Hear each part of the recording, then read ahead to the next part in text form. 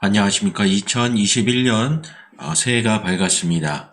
예수소망교회 겨울 신앙 강좌 종교개혁이라는 큰 주제를 가지고 이번에 첫 시간 종교개혁 이전에 선구자 역할을 했던 영국의 존 위클리프와 체코의 얀 후스의 일대기를 살펴보면서 우리의 믿음의 유산을 재확인하며 우리의 신앙을 재정립하는 그런 은혜의 시간이 되고자 합니다. 함께 화면으로 들어가 보도록 하겠습니다. 존 위클리프 사제는 14세기에 활동을 했습니다. 다시 말하면 14세기 말에 존 위클리프가 15세기에 얀 후스에게 영향력을 줬고 이러한 흐름이 그 다음 세기인 16세기 1517년을 기점으로 한 마틴 루터의 종교개혁으로 이어지는 것으로 우리는 역사를 보고 있습니다. 그래서 그 첫 단계인 존 위클리프에 대해서 살펴보고자 합니다. 영국의 기독교 신학자이며 종교개혁가입니다. 또한 옥스퍼드 대학을 졸업했습니다. 우리가 16세기의 종교개혁 시대에 로마 카톨릭의 부패 상황에 대해서는 종종 들어왔습니다만 이미 14세기에도 이러한 조짐과 현상이 있었기 때문에 깨어있는 사제였던 존 위클리프는 로마 교황청의 부패에 대해서 공격을 했습니다. 그러자 가만히 있을 리가 없지요. 교황 그레고리오스 11세가 존 위클리프를 이단이라고 비난하면서 제재하였으나 존 위클리프는 교황의 권력에 맞서서 교리적으로 계속 공격을 하게 됩니다. 그렇기 때문에 많은 역사학자들은 후에 16세기죠. 우리가 이제 다음 주, 그 다음 주 이어서 듣게 될 마틴 루터, 즈빙글리, 칼빈 이런 우리에게 익숙해져 있는 인물들에게 역사적으로 영향을 줬다. 선구자의 입장을 보여줬다. 그렇게 설명할 수 있겠습니다. 위클리프의 가르침을 특별히 따랐던 사람들은 롤라드파라고 또 이름이 따로 붙여지기도 합니다. 그러나 오늘 이 시간에는 존 위클리프보다는 그 영향을 받은 얀 후스에 대한 이야기를 좀 많이 할 것이기 때문에 위클리프의 이야기는 조금은 축약적으로 압축해서 말씀을 드립니다. 이 당시까지만 해도요, 유럽의 기독교라는 것은 오늘날의 카톨릭 서로마 교회와 그 다음에 프로테스탄트가 분리되기 이전의 모습이기 때문에 그냥 기독교 하면 현대어로 말하면 로마 카톨릭이 되겠습니다. 그곳에서 쓰는 성경은 불가타라는 번역본입니다. 제롬이 원어를 라틴어로 번역한 것을 수백 년 동안 정경으로 그대로 써왔습니다. 오늘날의 라틴어는 사어라고 그래요. 죽은 언어. 그러니까 어떻게 발음이 되어졌는지 어떻게 회화를 했는지는 알 길이 없습니다. 단지 문헌으로 남아있기 때문에 이 알파벳 계열의 언어들 속에서 문서로서 기능을 해왔습니다. 그러니 어떤 문제가 발생하느냐? 특별히 라틴어를 배웠던 극소수의 학자들을 제외하고는 라틴어로 된 성경을 읽을 수도 없을 뿐더러 그 라틴어로 하는 미사의 설교도 알아들을 수가 없었다라는 거죠. 그렇기 때문에 민중들이 알아듣지 못했기 때문에 우리가 서유럽, 동유럽을 여행해 보면 많은 대성당들의 유리벽면이 스테인드 글라스로 되어 있는 이유는 무엇이냐? 그림으로써 메시지를 이해시키는 정도로 제한적이라는 거죠.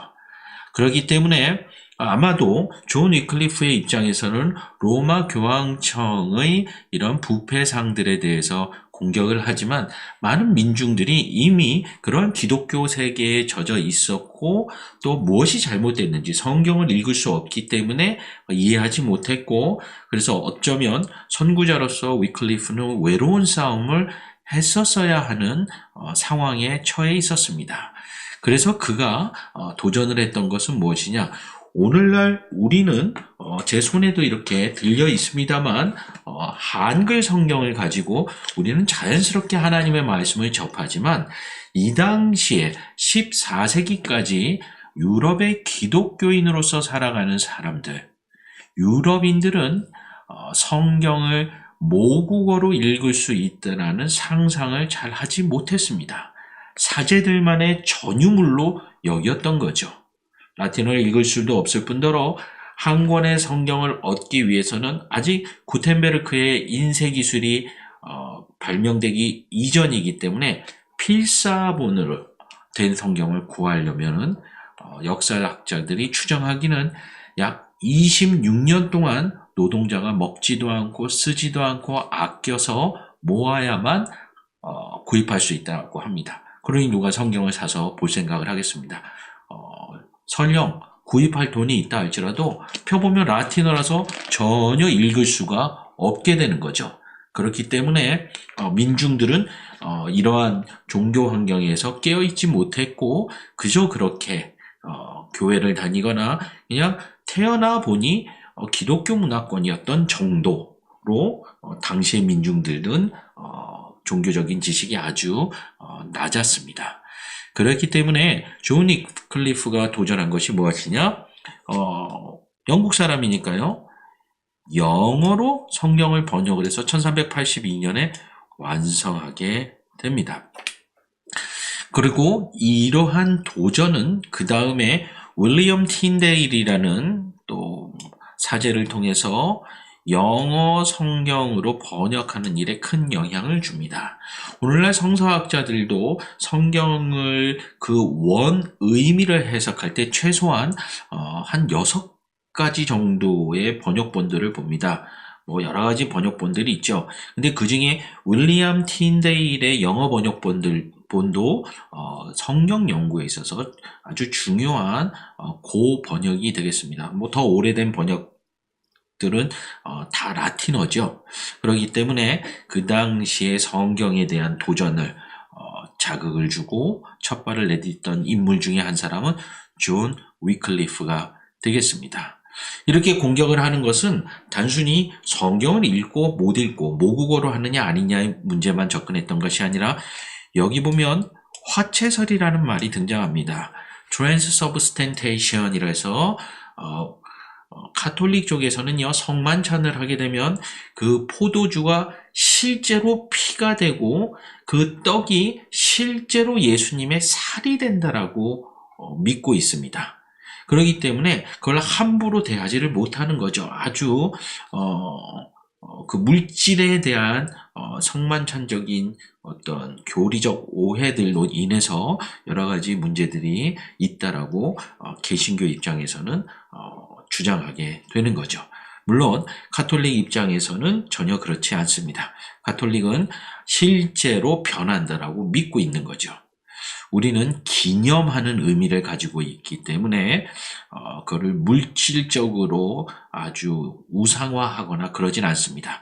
바로 그러한 문제에 대해서 존 위클리프가 문제 제기를 했고 원래 4세기에 제가 지난번 다른 또 강좌 기회 때 켈틱 전도법이라고 해서 수도원 운동이 오히려 세인트 패트릭을 통해서 야만인들에게 복음을 증거하고 그 당시까지는 복음을 증거할 상상조차 하지 못했던 로마 제국 밖에 있는 사람들에게까지 복음을 전할 수 있는 중요한 단서 중에 하나는 바로 이 수도원 시스템이었습니다.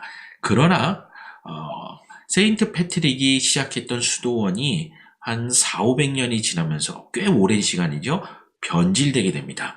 9세기에서 11세기 사이에 이 수도원은 타락한 종교기관으로 변질되었고 물질을 탐하며 사회에 깊이 물질주의로 빠져들었던 어떤 자본주의의 태동을 불러일으켰던 기관이 되었습니다. 그러므로 우리가 주일날 수도원 제도에 대한 좀 부정적인 표현들을 듣는 것은 4세기에 시작했던 세인트 패트릭의 아이리시 전도가 아니라 9세기 이후의 중세를 지나오면서 끊임없이 변질되고 타락되어 왔던 수도원 제도를 의미합니다. 이처럼 오늘날 우리의 입장은 개신교도이기 때문에 그런가 보다 하지만 당시에는 교회가 유럽 전체에 대한 지배권이 아주 강력했습니다. 흔히 착각하시기를 중세는 정치를 하는 세속의 왕이 있고 그 다음에 종교를 다스리는 교황이 있다라는 이 두 가지를 대등한 개념으로 오해하는 경향이 있습니다. 실제로는 그렇지 않습니다. 물론 중세 후기에서 근대로 넘어오면서 세속 왕들의 힘이 세졌고 그러면서 국가 개념들이 생겨났고 그것이 오늘날 우리에게 프랑스, 독일 이런 개념으로 가게 됩니다. 당시만 해도 중세가 한참 지나고 있던 시절 바로 이 위클리프 시대나 야누스 시대에는 사실은 세속의 왕은 오늘날 생각하는 그런 국가 단위가 아니었습니다. 도시국가 그리고 도시국가의 연맹 정도였습니다. 그것과 비교해서 교황은 유럽 대륙 전체에 대한 종교적 지배권을 가지고 있습니다. 그러면 힘의 균형이 어떻게 될까요? 세속 왕이 비슷하게 교황과 권력을 지역에서 갖는 것이 아니라 교황이 유럽 전체의 지배자였습니다. 그만큼 로마 가톨릭의 위력은 대단했다라는 거죠. 그러한 상황 속에서 오늘날과는 다른 이런 상황 속에서 로마 교황청을 공격하고 그리고 그전까지는 상상 못했던 번역을 하고 그 다음에 수도권 제도를 비판하고 또 아주 그 교회의 중요한 독점적이고 상징적인 성만찬에 대해서도 교리를 반대하는 주장을 했기 때문에 존 위클리프는 당시의 기준에 로마 카톨릭의 기준에 따르면 당연히 이단이 됩니다. 그러나 이 이후에 우리가 잘 알고 있듯이 구텐베르크의 인쇄술이 발명되고 성경이 활자로 인쇄되기 시작하면서 민중들에게 퍼져나간 거죠. 위클리프가 도전했던 모국어로 성경을 읽을 수 있도록 그러면서 민중들이 신앙적으로도 깨어나게 되고 그러면서 종교개혁이 16세기에 본격적으로 불이 붙을 수 있었다는 거죠. 그렇기 때문에 16세기의 종교개혁은 갑자기 나타난 것이 아니라 벌써 2세기 전인 14세기 말에 존 위클리프를 통해서 많은 도전이 있어 왔고 이제 살펴보게 될 이안 후스라는 인물을 통해서 이어지게 됩니다. 그래서 존 위클리프는 이 당시에는 선구자라는 것은 사실 큰 불씨를 일으키지는 못했던 거죠. 그래서 죽게 되는데 로마 교황청에서 이제 이러한 존 위클리프의 공격에 대해서 그 화가 식지 못했는지 그림을 보시면 여기 보면은 아치디콘도 있고요. 여기 오피셜 이렇게 쭉 다 사제 종교 지도자들입니다. 근데 밑에 이렇게 보면 뼈가 있죠? 이게 뭐냐면요. 이제 부관참시라는 이제 동양적인 사후 처형법이 있죠. 존 위클리프의 무덤을 파헤쳐서 그 뼈를 다 가루를 만들어 가지고 지금 강에다 버려버리는 겁니다. 일종의 저주를 하는 거죠. 그래서 여기 영어로 좀 흐리게 나와 있지만 위클리프의 분고를 저렇게 했다라는 그림 사파가 되겠습니다. 자, 보시면 바로 런던에서 영국, 이건 현대 사진이긴 합니다만 런던에서 14세기에 이런 일들이 있었는데요. 이 위클리프죠. 존 위클리프. 그러면 15세기에 약간의 차이는 있습니다. 이안 후스에게 이렇게 멀리 떨어진 지역에서 오늘날 같이 비행기 타고 왔다 갔다 할 수 있는 수준이 아닌데 어떻게 해서 이 체코 지역에서 이런 일들이 가능했느냐? 그것이 궁금하지 않을 수 없습니다. 왜 그런 일이 벌어졌느냐? 존 위클리프가 한참 활동하던 14세기 말에 바로 이 체코에 있던 사람들이, 젊은이들이 유학을 많이 갔습니다. 런던으로. 대학 시스템이 생겨나면서. 그러다 보니까 옥스포드를 비롯한 많은 대학에서 이제 학문을 갈고 닦았던 사람들, 그 당시에는 이제 다 기독교인들이죠. 그러다 보니까 존 위클리프가 영어로 번역한 성경에 대한 뉴스는 엄청난 사건이었습니다. 그렇기 때문에 그러한 이야기들이 체코 유학생들이 영향력 있는 사람들이 다시 고국으로 귀국을 하면서 그 소식과 문화를 가지고 체코로 들어오게 됩니다. 그래서 멀리 떨어져 있는 듯하지만 바로 영국에서 일어났던 존 위클리프의 선구자적인 종교 활동들이 바로 이 프라하, 체코의 수도죠. 프라하에서 이제 다시 종교개혁의 불씨를 이어가게 됩니다. 여기서 태어난 인물이 바로 얀 후스인데요. 지도를 보시면 여기가 프라하입니다. 여러분이 뭐 카를 다리, 그 다음에 프라하 성, 그 다음에 조금 더 아시는 분들은 뭐 세상적으로 흑맥주가 유명하죠. 버드와이저라는 이름이 사실 체코 맥주에서 온 거를 미국 회사가 상표권을 산 거죠. 그만큼 아주 유명한 지역입니다. 저도 이곳에 다녀가면서 뭐 세속의 사람들은 흑맥주 하니까 저는 이제 못하니까 콜라를 마셨던 기억이 납니다. 어쨌든 다음에 이어서 그 정신을 이어갔던 사람이 바로 얀 후스, 오늘 이야기의 주인공이 되겠는데요. 얀 후스는 여기 별표로 표시되어 있는 바로 요 지역 후시넥이라는 체코의 지방에서 태어나게 됩니다. 그리고 프라하로 가서 1400년에 28, 9살쯤 되겠죠. 사제 서품을 받게 됩니다. 그런데 런던에서 유학하고 왔던 많은 지식인들과의 교류가 있겠죠. 학자들이니까. 그러한 상황 속에서 종교개혁에 대한 불씨가 얀 후스에게도 옮겨붙게 됩니다. 얀 후스가 얼마나 열정적인 목회자였는지는 이 기록을 통해서 저도 참 도전이 됩니다. 프라하에 있는, 수도에 있는 베들레헴 교회라는 곳에서 담임 목회자로 10년 동안 3,000번 이상의 설교를 했다고 합니다. 1년이 52주니까 10년을 해봐야 520번입니다. 그러면 6배 정도 더 해야 되죠? 그러면 거의 매일 설교를 했다라는 거죠. 당시의 문화로 봤을 때 얀 후스가 얼마나 열정적으로 설교를 하고 복음을 증거했는가를 알 수 있겠습니다. 근데 여기서 특별히 다른 점이 이제 등장하게 됩니다. 우리의 눈에는 당연한 거 아닙니까? 라고 말할 수 있지만 당시까지는 사실 체코어가 아니라 어떤 언어로 했다고 조금 전까지 들었었죠? 바로 라틴어죠. 라틴어로 집전을 하지 않고 체코어로 하는 것은 당시 교회 질서에 도전하는 겁니다.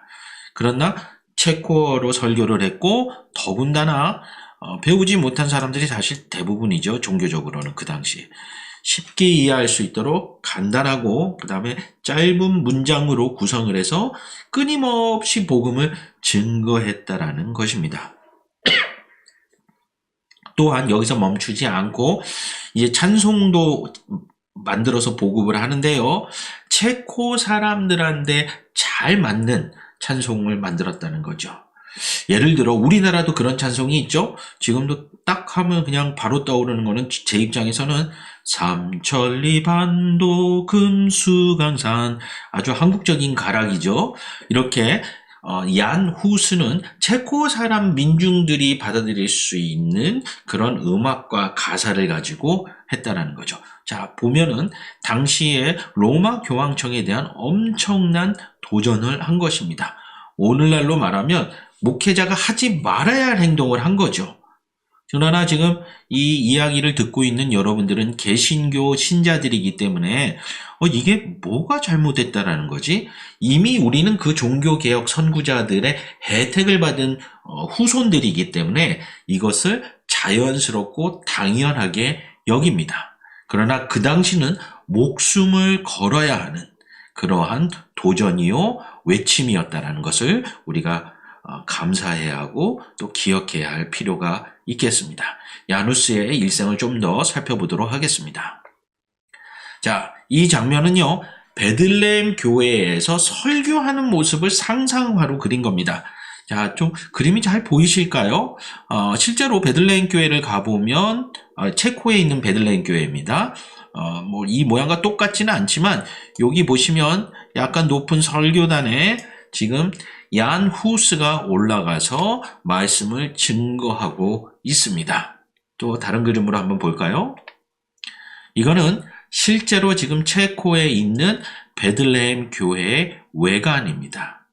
그러니까 상당히 고풍스럽고 그래도 아주 먼 이야기가 아님을 우리가 또 이렇게 실제 사진을 보면서 느끼게 됩니다. 내부 사진을 한번 볼까요?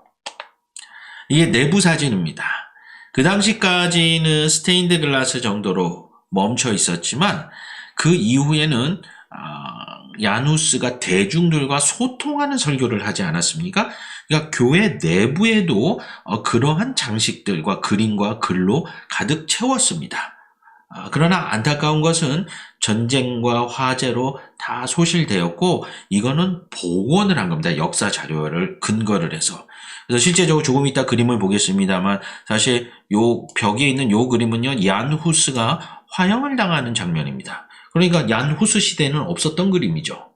그런 것처럼 당시의 어떤 자리에 복원을 해놓은 거기 때문에 완전히 똑같다고 할 수는 없지만 얀 후스가 대중들과 복음을 소통하기 위하여 이렇게 대중적인 언어를 쓰고 모국어를 쓰고 그들의 민족의 음악적 정서를 수용해서 목회를 했다라는 것은 아주 중요한 종교개혁의 포인트가 되겠습니다. 자, 얀 후스가 이렇게 하니 위클리프가 그랬던 것처럼 로마 교황청이 가만히 둘 리가 없죠. 그런데 여기서 이제 아주 흥미로운 문제가 발생합니다. 이제 1406년에 이 프라하 지역에서 종교 지도자들 사이에 파가 갈려서 갈등이 나는데요. 후스를 중심으로 하는 그룹이 있었고 또 하나는 추기경 츠비넥이라는 인물을 중심으로 두 그룹이 갈등을 일으킵니다. 근데 이 두 그룹의 성향이 뭐냐? 후스 쪽은 체코 출신의 사제들이 모여 있습니다. 추기경 츠비넥 쪽은 독일계의 사제들이 모여 있습니다. 그러니까 이제 지역 싸움이 되는 거죠. 근데 어디서 싸움이 결판이 나느냐? 1409년 프라하 대학 총장 선출이 되게 되는데요. 이 당시에 독일의 프리드리히 황제가 오늘날 같이 그렇게 정권을 휘두를 수는 없습니다. 교황이 더 위에 있으니까. 그러나 이 독일 지역에 현대 독일 지역에 영향력이 있었기 때문에 프리드리히가 총장 선출을 하는데 힘을 실어줬고 그래서 후스가 총장이 됩니다. 그럼 누가 이를 갈게 되죠? 바로 경선에서 밀려난 츠비넥이 이를 갈게 되죠. 근데 그 당시 로마의 교황이 누구였냐면 알렉산더 5세입니다. 근데 알렉산더 5세가 교황 선출이 될 때 추기경이었던 츠비넥이 선거권이 있죠. 그러니까 도움을 받았습니다. 선거팀이었습니다. 그러다 보니까 알렉산더 5세도 이제 빚을 갚아줘야 되는 거죠. 또 더군다나 얀 후스의 교리와 주장이 로마 카톨릭과 정면으로 부딪히는 거기 때문에 츠비넥을 지원해서 지금 얀 후스를 몰아내려고 합니다. 그러다가 이제 다음 교황이 들어선 1411년에 공식적으로 얀 후스는 로마로 교황청으로부터 파문을 당하게 됩니다. 그러면 이제 위험해지게 되죠. 종교가 지배하던 유럽 대륙이었으니까. 그래서 그림에서 보시는 것처럼 남부 지역에 글씨가 너무 작아서 안 보이실 겁니다. 남부 보헤미아 지역입니다. 원래 여기서 태어났었죠. 그래서 이제 요 지역이 자기의 이제 고향 본거지가 되는 거죠. 그러니까 그곳으로 망명을 가게 됩니다. 왜냐하면 지금 지도는 현대 체코라는 국가라는 개념이지만 당시는 각 봉건주가 있었기 때문에 옆 봉건 영토로 넘어가면서 제후의 도움을 받고자 했던 거죠. 그래서 망명을 가게 됩니다. 그러던 중에 1414년에 이 문제를 해결하기 위해서 독일 황제 지그문트가 이제 보증을 섭니다. 야, 독일에 있는 콘스탄츠에 와서 종교회의를 하자. 그러면 얀 후스는 지금 소위 종교적으로 파문을 당했고 이제 제거 대상이 되는 상태인데 거기에 가면 위험하죠. 근데 지그문트 황제가 안전을 보증해 줬습니다. 그래서 그 말을 믿고 얀 후스가 이제 이 콘스탄츠에 독일에 도착하게 됩니다. 그러나 안타깝게도 교황 정책에서 손을 써가지고 체포되고 투옥되게 됩니다. 이게 콘스탄츠 공의의 장면인데요. 여기서 이제 종교 회의를 하는데 주로 이제 빨간색은 추기경들을 상징하죠. 흰색은 이제 교황의 대리자나 교황을 상징하고, 그래서 여기서 회의를 거쳐서 안타깝게도 얀 후스를 화형에 처할 것을 결정하게 됩니다. 참 요즘에 봐도 참 좀 비겁한 방법이죠. 그러나 그렇게 결정이 됩니다. 이건 좀 다른 그림으로 묘사를 한 겁니다. 가운데 서 있는 검은 사제복을 입은 분이 얀 후스가 되겠습니다. 뒤에 아마 지그문트는 곤란할 거예요. 왜냐? 교황과도 관계를 잘 맺어야 자기의 왕위가 어느 정도 유지가 되겠지만 또 얀 후스의 안전을 보증을 해줬는데 지금 교회 쪽에서 그를 제거하려고 하니 참 지금 여기 뒤에 있는 왕의 눈이 잘 안 보이시겠지만 잘 보면 약간 눈치를 보고 있는 듯한 그러한 모습이 묘사되고 있습니다. 아주 첨예한 논쟁이 됐습니다. 그런데 그 내용들을 이제부터 살펴볼 텐데요. 이 내용들이 존 위클리프부터 계속 이어져 오는 내용들이고 다 보시고 나면 아니 이건 우리 개신교의 기본 신앙이 아닌가? 라고 깨닫게 됩니다. 다시 말하면 이분들이 선구자였다라는 거죠. 자, 얀 후스에 대해서 저 콘스탄츠 공의에서 이제 카톨릭 측에서, 그 당시에는 카톨릭 측이라고 표현 안 하죠.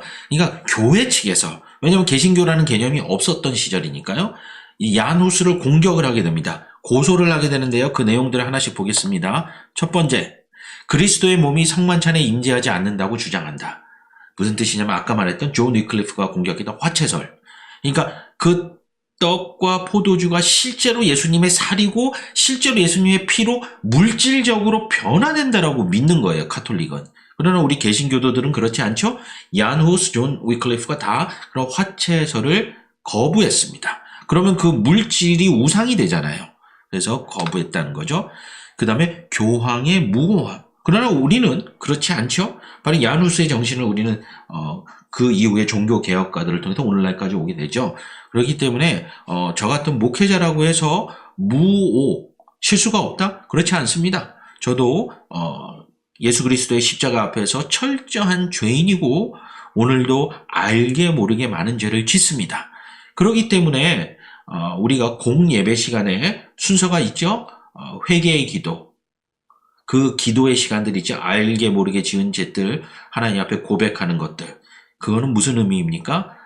우리 모두가 그리스도인으로서 심지어 목회자라 할지라도 하나님 앞에 일주일 동안 범죄하지 않는 그런 사람이 없다라는 거죠. 그러나 중세의 교회들은 교황은 무오하다, 완벽하다 그렇게 믿어왔기 때문에 교황의 말을 하나님의 말로 대신했던 그러한 시절을 보냈던 거죠.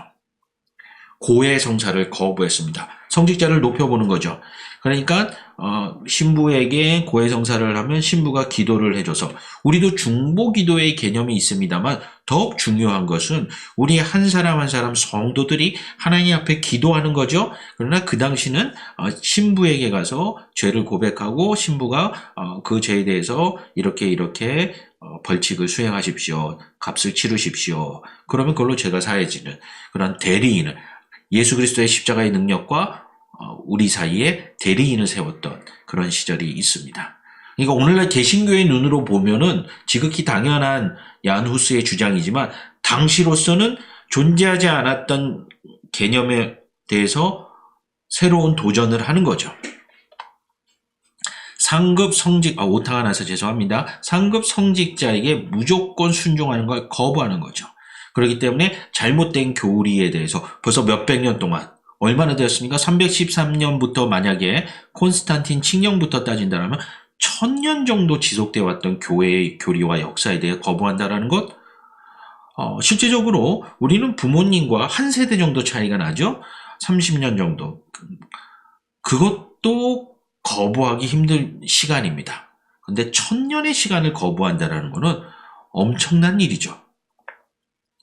또 독신도 거부하게 됩니다. 오늘날 개신교는 그 교단의 종류를 막론하고 대다수의 개신교도들은 다 결혼 생활을 합니다. 다음에 우리가 마틴 루터의 이야기에서 기억을 하는 것처럼 면죄부에 대해서 베드로 성당의 건축비를 마련하기 위해서 성경에 없는 교리들을 만들어서 그 면죄권을 사게 되면 죄가 탕감된다. 이런 식으로 성경에 없는 가르침을 했던 것에 대해서 공격을 하게 되는 거죠. 자, 그럼 얀 후스와 로마 교회 사이의 갈등의 가장 키워드는 권위였습니다. 권위.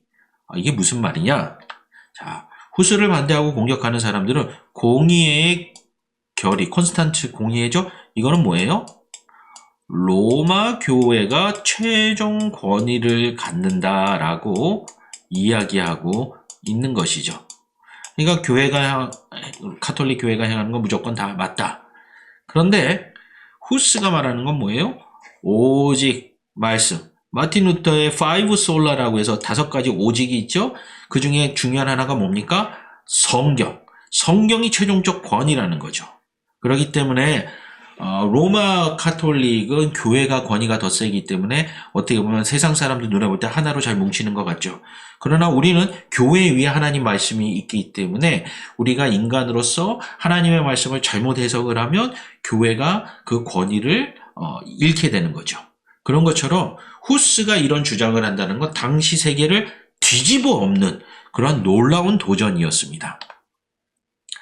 얀 후스의 어떠한 신학사상이란 말도 저는 조금 불편합니다.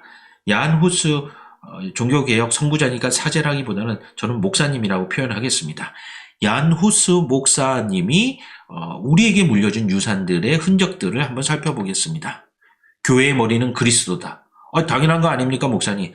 그 당시 교회의 머리는 예수님이라고 말하면서 실제적으로는 교황이 교회의 머리가 되었던 거죠. 성직자는 거룩한 삶을 살아야 된다. 이거 당연한 거 아닙니까? 당시에 로마 카톨릭은 많은 유럽에 있는 사제들은 사실 공무원 개념이었습니다. 그러면 잘 보십시오. 봉건사회에서 영주가 이제 땅을 갖고 있잖아요. 그러면 그걸 누구한테 물려주죠? 장자한테 물려줍니다. 그러면 차자, 둘째부터는 어떻게 됩니까? 영주를 그 땅을 물려받지 못하니 수익이 발생 안 하죠. 그러면 사제가 되거나 기사가 되거나 월급을 받을 수 있는 직업을 받게 되면 어쨌든 그 아들도 챙길 수 있죠. 그러니까 사제가 될 수 있는 라이센스, 권을 사는 겁니다, 그냥. 사실 이게 나중에 많은 문제를 불러일으키게 되죠. 그래서 얀 후스를 비롯한 많은 종교 개혁가들이 성직을 매매하는 걸 금지해야 된다는 거죠.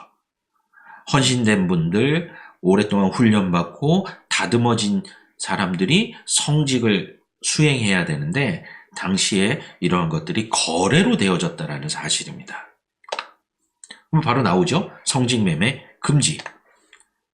성경이 신앙과 행위를 판단하는 유일한 기준이다. 당시까지는 누가 기준이었어요? 교황, 무오하다고 믿으니까요. 그리고 로마 교회, 세속의 왕보다 훨씬 큰 권한을 가지고 있던 시절이었기 때문이죠. 참 대단한 것 같습니다. 그 당시 사람들이 상상 못하던 세계를 저 멀리 떨어진 런던의 존 위클리프가 한 세대 전에 주장했던 것들을 잘 이어서 했다라는 것만 해도 얀 후스의 업적은 대단한 것이라 할 수 있겠습니다. 안타깝게도 여기에 보면은 지금 지푸라기로 해서 얀 후스가 화형당하기 직전의 모습을 그려놓은 민화입니다. 이런 모습들을 보게 되는데 이것도 아까 베들레헴 교회 내부에 보면 이 그림이 걸려 있습니다. 그래서 얀 후스가 화형을 당하는 장면이 되겠습니다. 참 안타까운 일이지만 이러한 분들의 선구자적인 희생과 복음을 향한 열정들이 오늘 우리에게 아름다운 믿음의 유산들을 물려주고 구원받는 신앙의 지식과 지혜를 전해줬다는 것은 그 감사하는 마음을 이루 표현할 길이 없습니다. 실제로 그래서 동전도 이제 제작이 됩니다. 보면 여기서 잔을 이제 당시 말로 하면 이오한, 이오아, 후스입니다.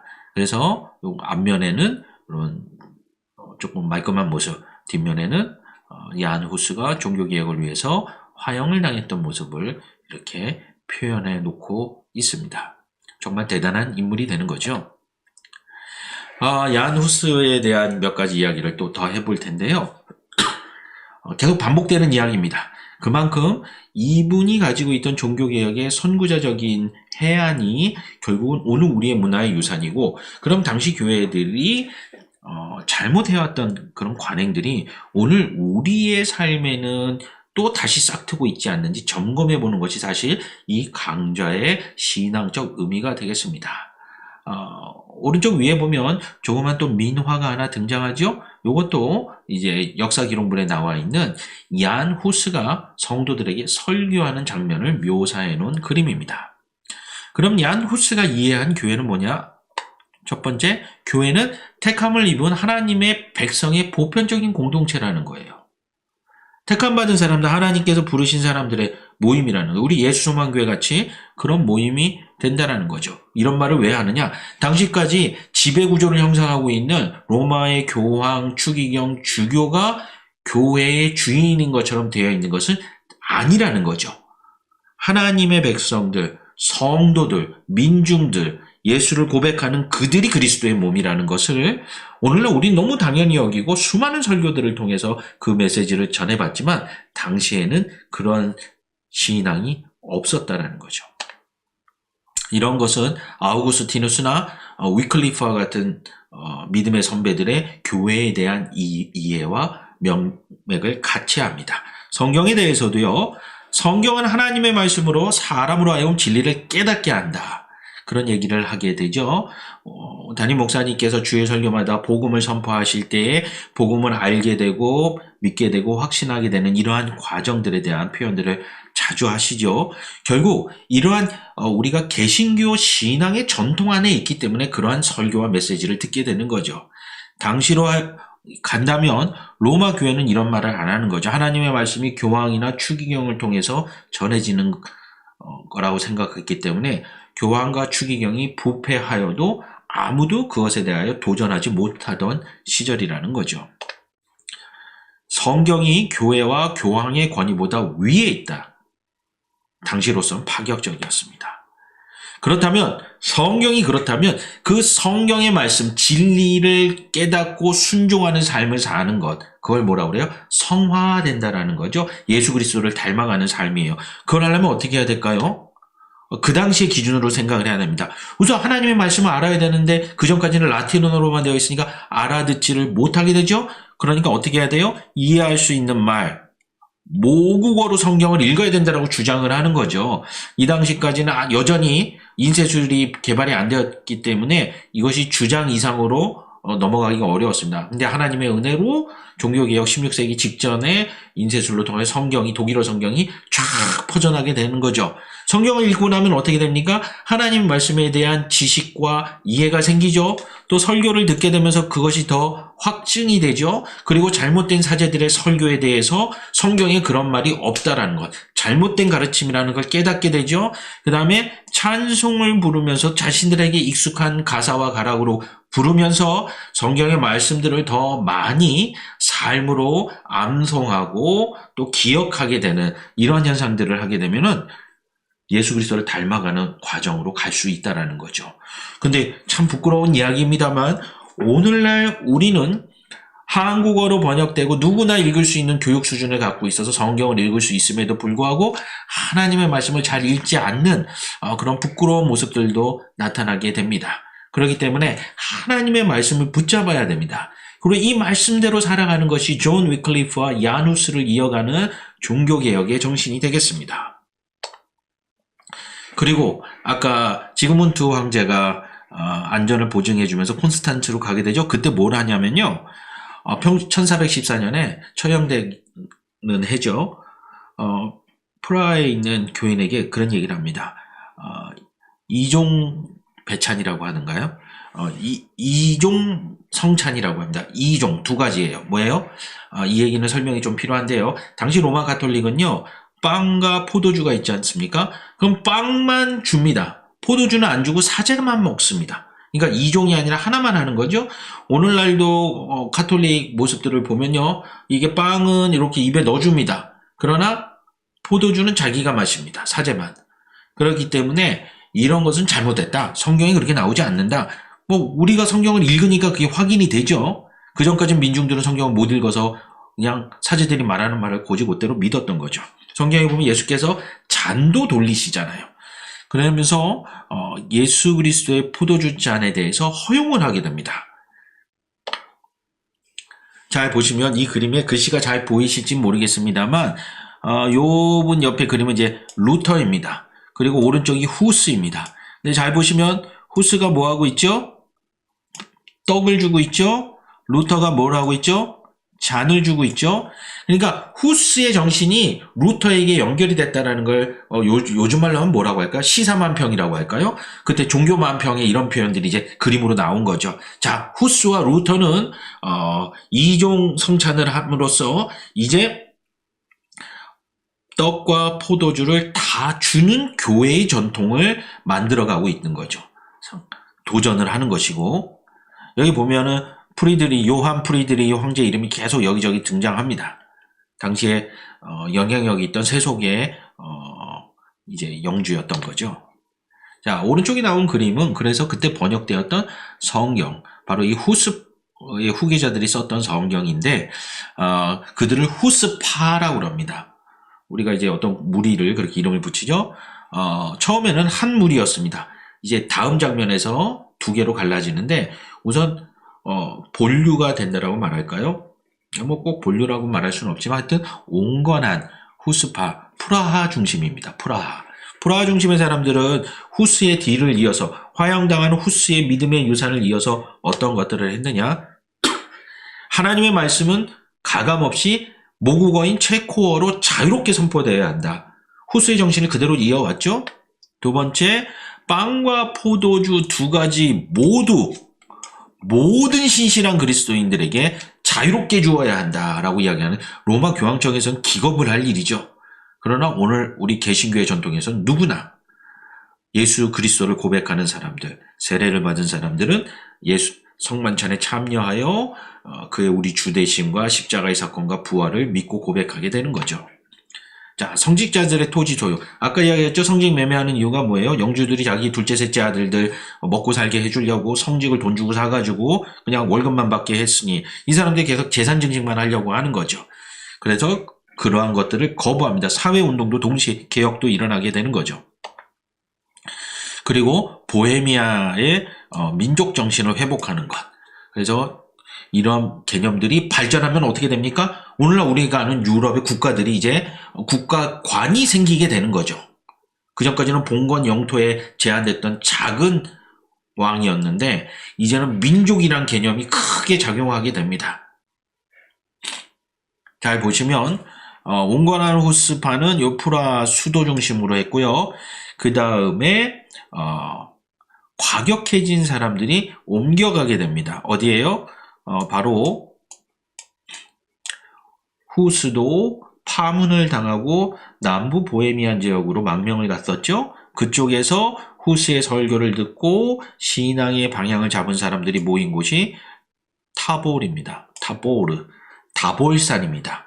그래서 지금도 이스라엘에 가면 다볼산이 예수님이 변화하셨던 변화산을 다볼산이라고 부르기도 합니다. 그래서 그런 신앙적 상징이 체코에도 산 이름에다 붙였던 거죠.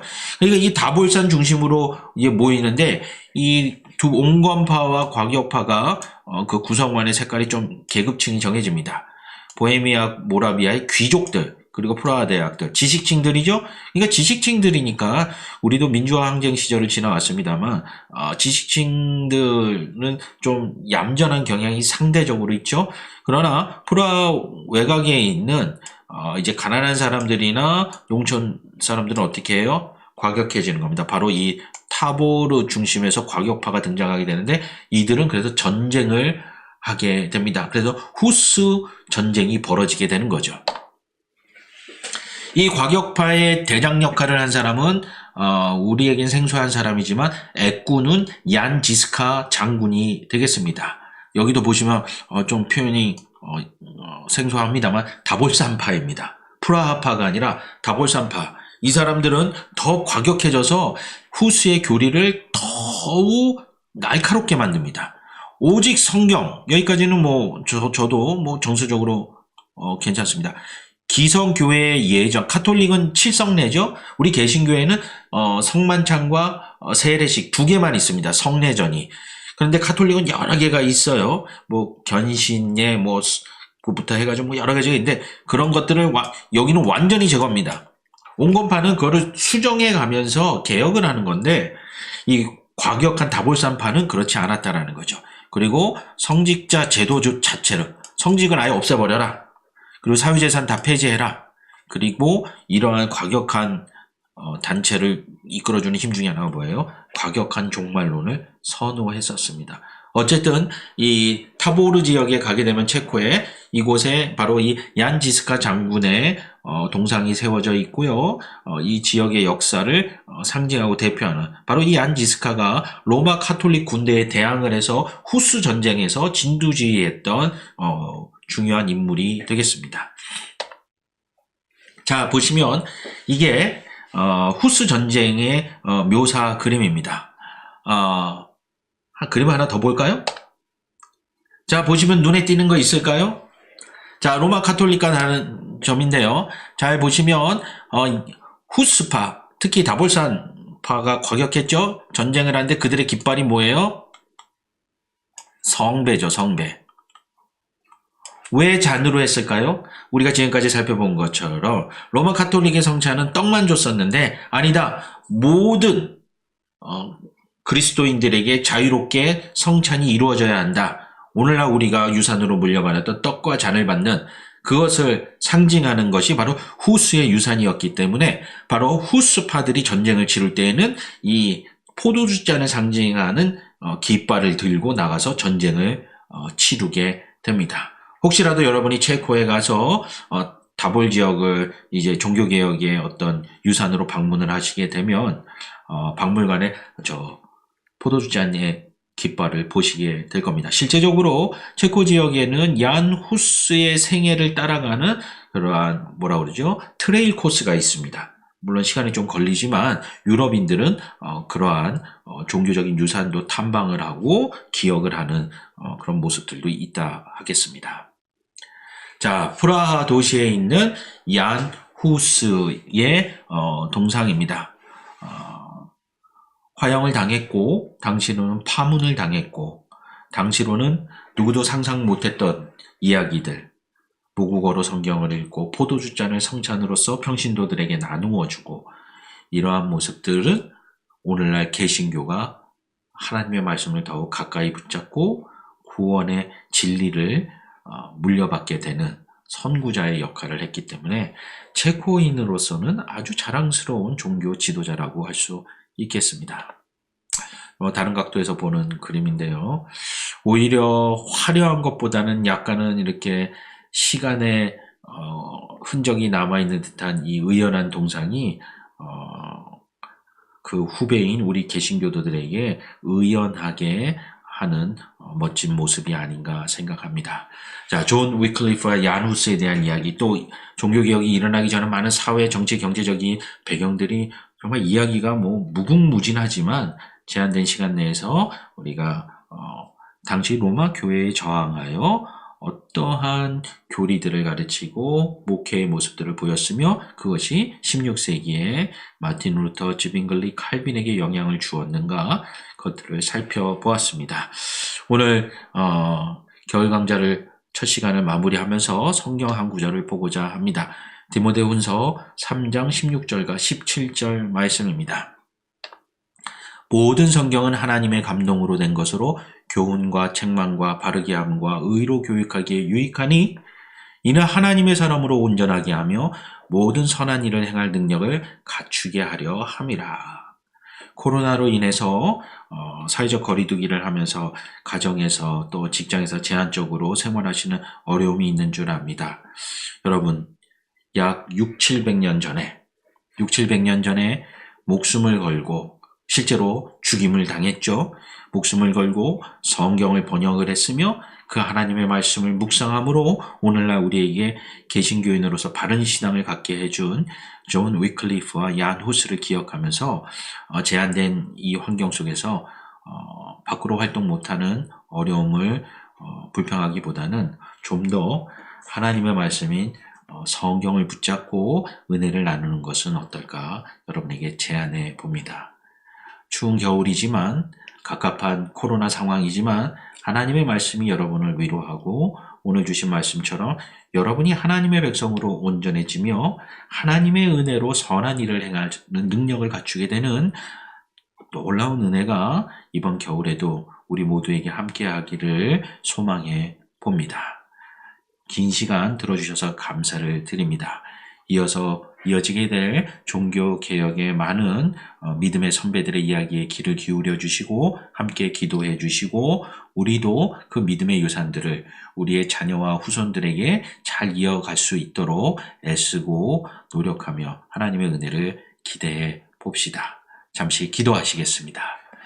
사랑과 은혜의 하나님 아버지 감사합니다. 목숨을 걸고 하나님의 말씀을 회복하며 교회의 잘못된 모습에 도전을 하여 오늘날 우리가 개신교도로 살아갈 수 있게 하여 주시니 감사를 드립니다. 오직 하나님의 말씀을 받아 누리게 하여 주옵시고 하나님의 말씀을 붙잡고 살아가게 하여 주시며 사람이 만든 조직과 직제가 아닌 오직 하나님의 말씀과 예수 그리스도의 십자가의 능력만이 우리의 삶을 다스리게 하여 주옵소서. 하나님께 모든 영광 올려드리오며 2021년에도 우리와 언제나 함께 하시는 예수님의 이름으로 기도합니다. 아멘. 감사합니다.